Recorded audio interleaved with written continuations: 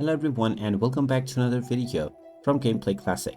In this video, I'm going to show you how to recover your PlayStation account. So let's get started right away. First of all, open up your web browser and then in the address bar type in playstation.com and press enter. You will now be taken into the official PlayStation website. Go ahead and choose your country, and once you are within the homepage, you will need to contact the support team in order to recover your account. Click on support at the top and then click on account.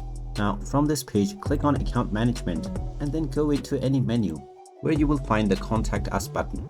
Once you click on this, you will find the number or the option that you can use in order to get in touch with the support team. Once you get in touch with the support team, you can simply let them know that you wish to recover your account, which is inaccessible for some reason.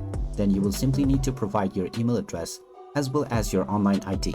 After this, the representative will be able to help you with the further process in recovering your account. And there you have it.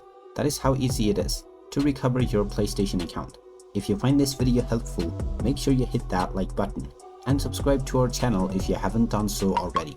Also ring that notification bell to never miss another update from us.